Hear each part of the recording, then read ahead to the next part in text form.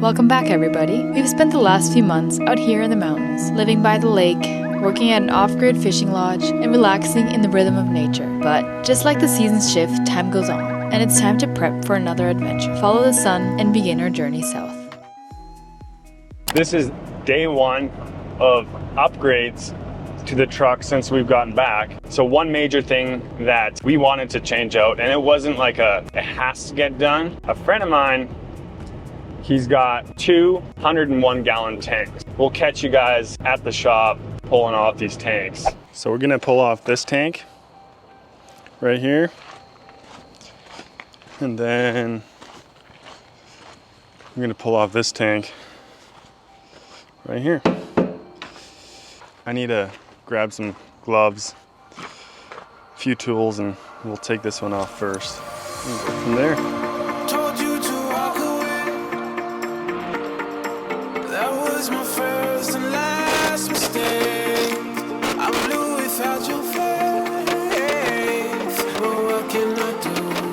'Cause I'm just a sinking ship, and you're just a pair of lips that I've lost in the moment.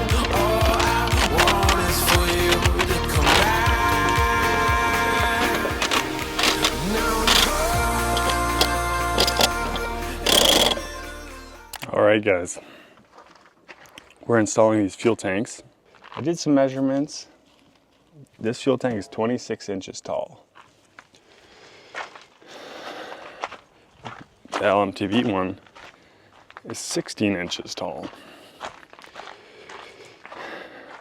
However, it's the same length. So I measured, if we are able to place the tank till here, will be the same height. And honestly, if I lower it by even, because the way these mounts work is just the strap hangs. So even if the tank is about, say, an inch lower, I'm not gonna lose sleep over it, because the drive shaft and the transfer case and everything sits lower. And guess what? If you smoke one of those things, like the transfer case, that's far worse than hitting the fuel tank, because that thing will break. And the fuel tank might dent. So let's take this thing off and find out how it will fit. I think it's a 19.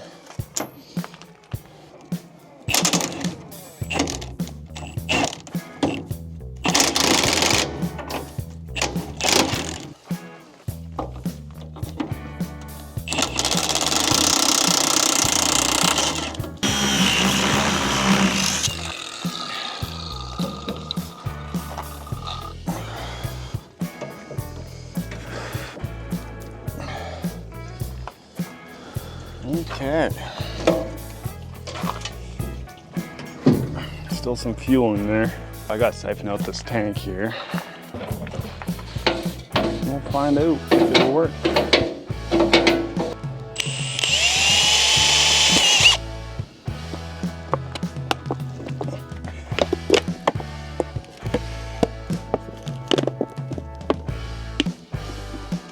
And there it goes.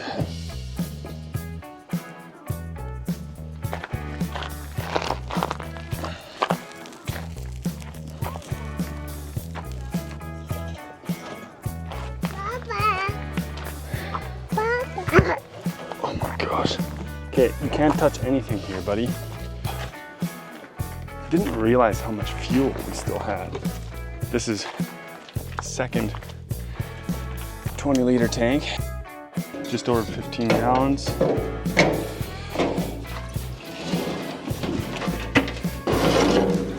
Lights.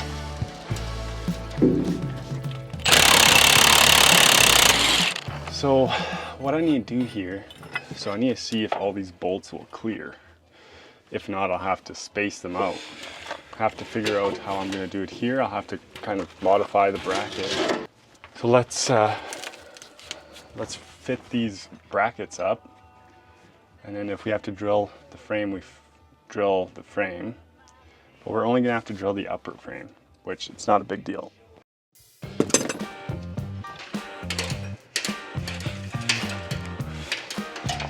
Okay.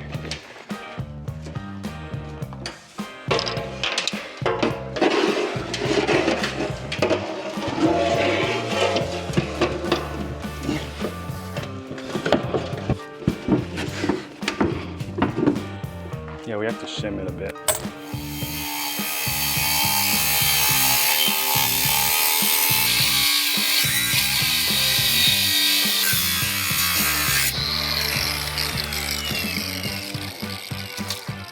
Oh yeah!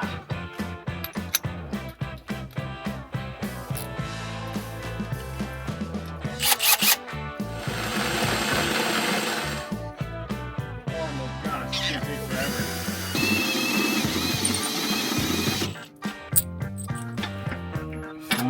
Good and very good.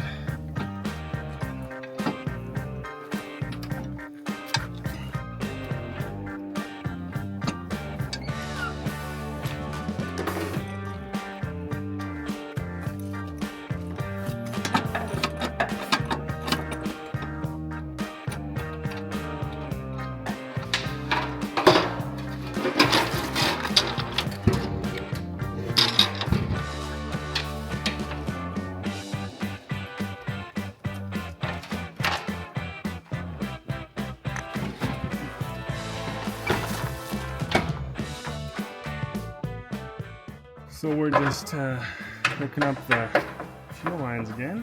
Quick trip to the hydraulic supplier. We got everything we needed. Well, we're done just about now. Just have to polish out the tank, and then that's why the tank straps are a little loose, because I want to polish as close to where it's sat before.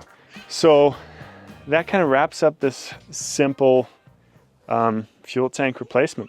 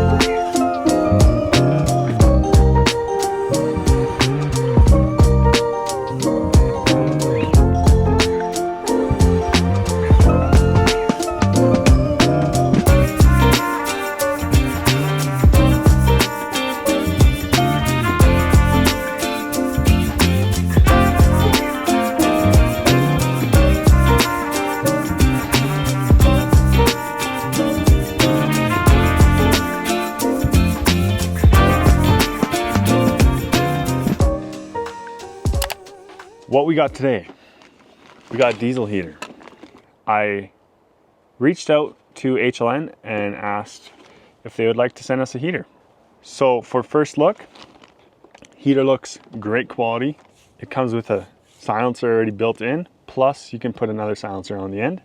Typical diesel heaters don't have a quiet intake, but this has a silencer built into this, so that's pretty sweet. Comes with tons of clamps, zap straps, a bunch of wire. They were kind enough and sent us their new gen display, which has both Wi-Fi and Bluetooth capability.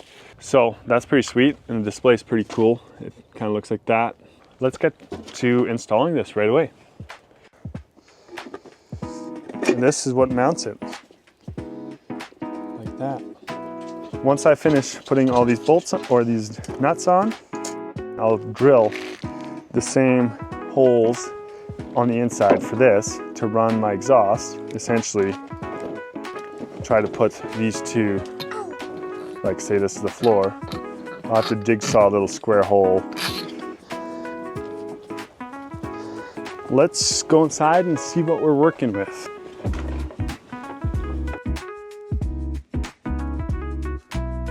So the plan is to put it right here, an elbow like this, kind of set it like this, and it has a little valve. So it's going to come out, one will go to the bathroom, And then one will come out through the side over here. Hopefully it works out, because if it doesn't, that would really suck.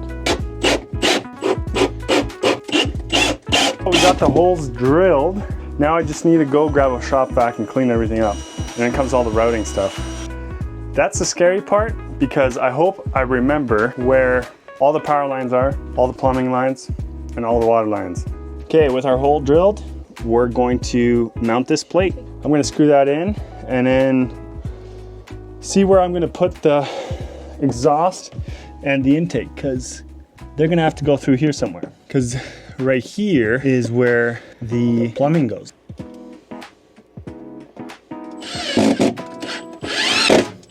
Oh, I poked it through with this. That's not long enough. I'm gonna try this. Where you see that little smidge right there. Pretty happy with that. Perfect spot. Gotta say, it's beautiful today. Now I have to find one of these. The one downside is, because this intake is so big, I'm gonna have to do 2 holes. One separate for the intake. And this is tight. Okay.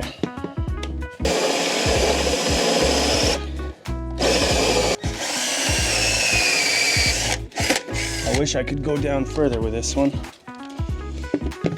However, it's just spray foam now, so I can kind of do a manual twist here. Our exhaust, our intake is gonna go like this.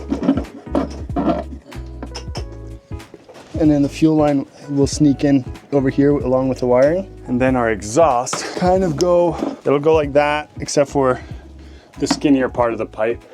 Okay, like so. So now that the inside is sort of done, we have a fuel tank bung here. So we're gonna drill right here and kind of face it down. Hopefully we can get our hand in there. If not, we'll have to figure out some sort of system to get it through.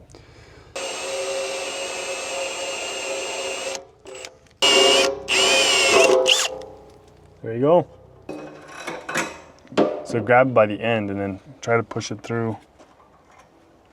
Can you see in there at all? It's pretty hard to get, your hand and actually put the draw straw all the way through. Found some aluminum wire and I fished it through, and now it's going to be as easy as just pulling it.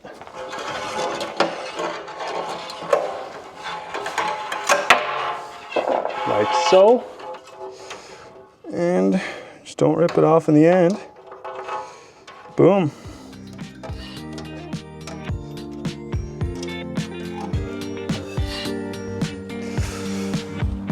We're gonna run this from the diesel heater to our bung. Probably the most unfun part to do. She's gonna run the line. I'm going to put together this fuel filter and fuel pump. So this is a 4 kilowatt unit, which is about 13.6 kilowatts or BTUs. I'm kind of thinking, to not damage the pump, you'd want the filter before, right? What do you guys think? While she's still running that, I'm going to just wrap up all of this up to the big point right here. Depending on how much I have, I might wrap it all the way. But if you're doing this yourself, this is some super itchy stuff. Just start layering it like that.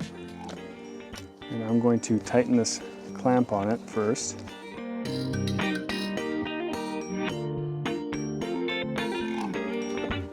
So there you go, I got it wrapped up. Might have to do a different bend, but I just used all of what I had. And I think that should work.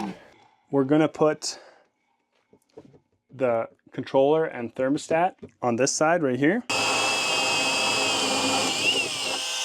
This screen that it comes with, and it's a full OLED screen. It has been working phenomenally. You can be anywhere in the world and turn on your heater, turn off your heater, see what the temperature is inside even of your unit that you're heating.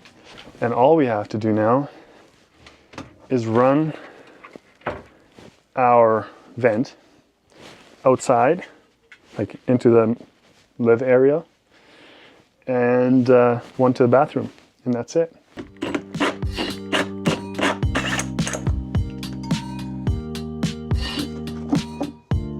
Like this. Looks pretty sleek. So we installed our diesel heater right here, pretty tight fit, and then it routes to a T, and it has a controller to route where the air goes. So one pipe goes into the bathroom and one goes into our main living space right here. It's pretty simple. And then I put essentially 120 volt to 12 volt converter in, and this is so I don't have to run a whole separate line from the back, just to make life easy, and because our 24 to 12 volt converter in the back is already maxed out, or will be maxed out with this, so I kind of wanted to have a separate one for this. Pretty simple. Exhaust goes down, intake goes down and out, and yeah, everything else is plumbed up.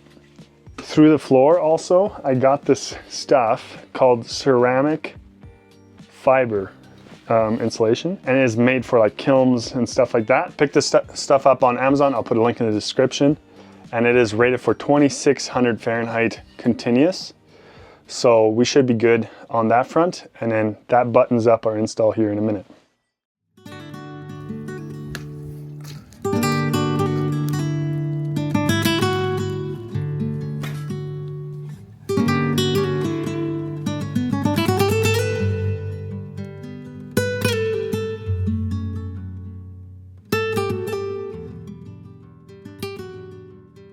Everybody, it is cold today. It's -4 last night, and we are getting ready to leave. However, I have a couple more things to do. One thing is I need to install that coolant heater. I probably won't need it past, being around, say, Las Vegas area. However, I need it here, and I need it to start the truck easier along in the colder climates that we're staying in. I think this is one of the smallest coolant diesel heaters on the market. I'm going to put it on the opposite side of this. So I just need to drill 2 more holes and then bolt it up. And that should be it.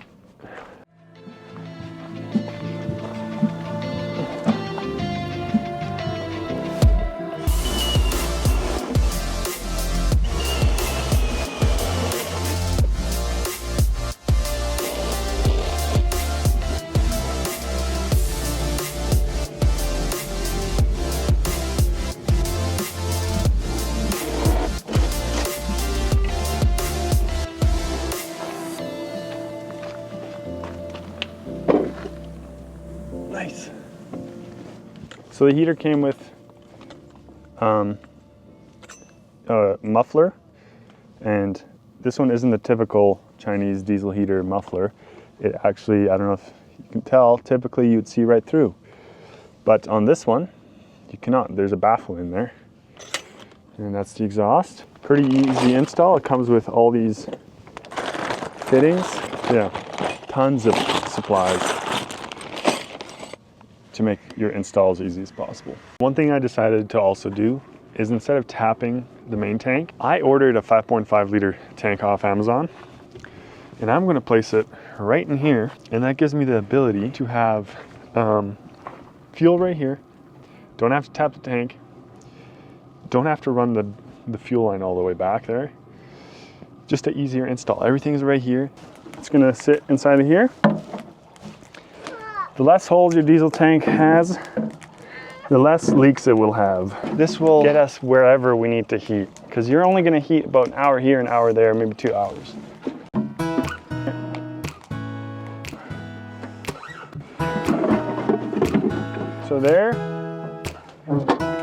So there's like a little rubber grommet part here.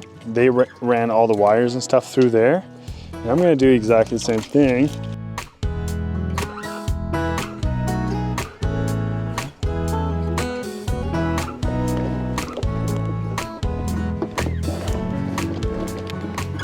So I ran the wire from inside of here, so from the outside to the inside through here, and then it goes and gets power in this fuse box, and then the controller goes in, and we just mounted it on the front of the heater box.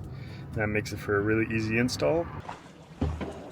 Right now I've got the bucket going. I'm doing a coolant flush right now, and I'm going to be putting an HD EC1 compliant, that's CAT compliant, but we'll connect these coolant lines by then. So where I'm going here is, here's the heater core. This one comes straight from the pump, and this one goes to the engine. This type of coolant heater, the instructions say just to run it through the same line. So I'm going to take this line, cut it here, and then hopefully I have enough coolant line to run all the way back.